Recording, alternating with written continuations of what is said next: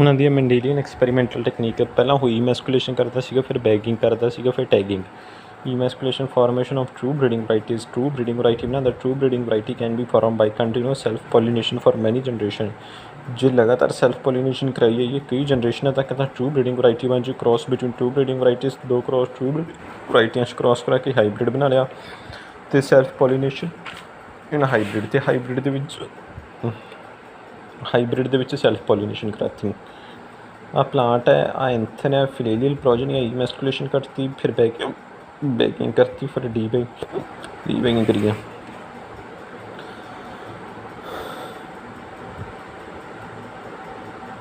Monohybrid cross. In this experiment the inheritance of only one character studied at a time. जे एक character की study करांगे एक time से तो उन्होंने मोनोहाइब्रिड कहते हैं। जिवें प्लांट हाइट लेती जा तो प्लांट हाइट टॉल होगा या डवार्फ होगा तो मोनोहाइब्रिड क्रॉस है। भी कोई करैक्टर आप लेते हैं। प्योर टाल, प्योर डवार्फ पेरेंट जनरेशन है। फिर सारे टाल होंगे। फस्ट फिलीलियल जनरेशन, F1 जनरेशन, वो सैल्फिंग करावांगे। 3 टॉल 1 डवार्फ है। सैकेंड फिलीलियल जनरेशन है। F का भाव की होंगे फिलीलियल। प्योर टाल आऊगी कैपिटल टी दे नाल, ते प्योर डवार्फ आऊगी स्मॉल टी दे नाल। की है पेरेंटल जनरेशन। कैपिटल टी का गमीट बनूगा कैपिटल टी। स्मॉल टी का गमीट बनूगा स्मॉल टी। दोनों तो प्रोजनी बनी, तो मेल गमीट भी बने, फीमेल गमीट भी बने। तो जोड़े गमीट बने F2 जनरेशन की बनूगी कैपिटल टी। ठीक है ना, 3 जनरेशन बन जाएगियाँ। ठीक है, तो एक प्योर टाल होगा, 2 हेट्रोजाइगस टाल होंगे, 1 प्योर डवार्फ होगा। फिनोटिपिक रेशो आ जाएगी टाल रेशो, टाल तो डवार्फ 3 रेशो, 1 जीनोटिपिक आ जाएगी 1-2-1। पोस्टुलेट 1 की कहते हैं postulate of paired factor. Character are controlled by discrete unit called factor. Factor occur in pair. Postulate भाव नियम, भी मैंडल के नियम ने। नियम नंबर पहला postulate of paired factor. Mendel की गल करता है पोस्टुलेट ऑफ पेयर्ड फैक्टर, भी जोड़े फैक्टर ने वो पेयर च ने। Character are controlled by discrete unit called factor. भी जोड़े करैक्टर ने उन्होंने कौन कंट्रोल करता फैक्टर, तो फैक्टर होंगे ने पेयर दे विच। हुण फैक्टर की होंगे आप डाउट बुक च लिख लैंदे, आप पुछ लांगे।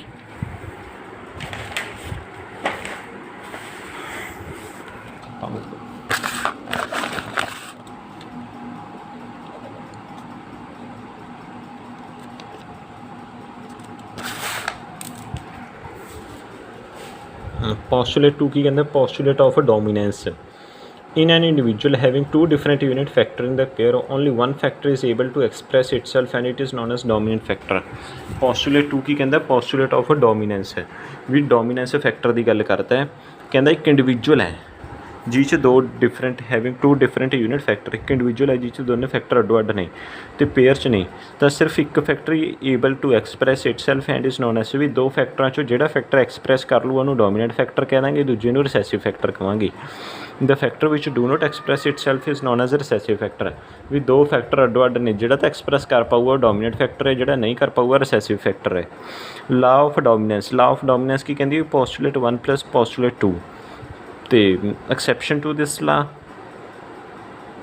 इनकंप्लीट डोमीनेंस तो को डोमीनेंस। लॉ ऑफ डोमीनेंस की होंगे भी जो 2 करैक्टर ने पेयर दे विच ने तो दोनों अड्डो अड्ड ने, तो दोनों के विचों जो एक डोमीनेंट होगा वो जो शो होगा वो डोमीनेंट है। तो यह लॉ ऑफ डोमीनेंस है। तो लॉ ऑफ डोमीनेंस की एक्सैप्शन है को डोमीनेंस तो इनकंप्लीट डोमीनेंस। को डोमीनेंस तो इनकंप्लीट डोमीनेंस की चीज़ है आप अगे पढ़ांगे।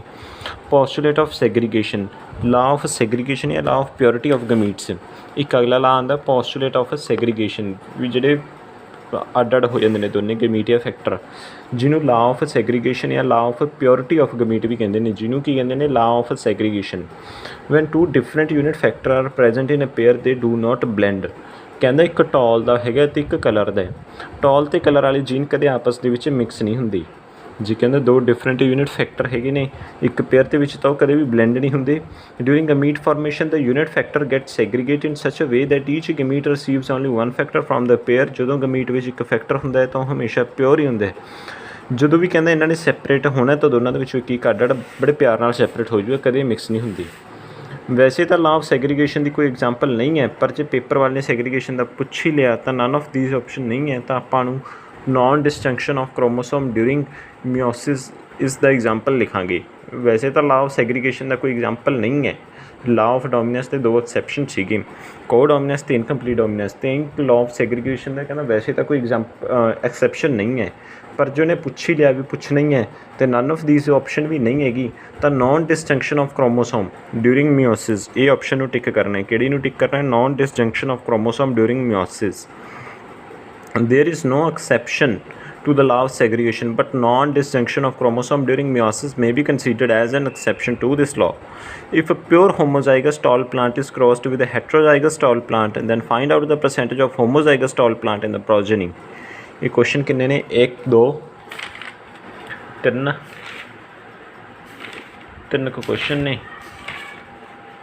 मैं कैमरा कॉपी कुर्सी पे कैमरा रख के हल कर लेंगे।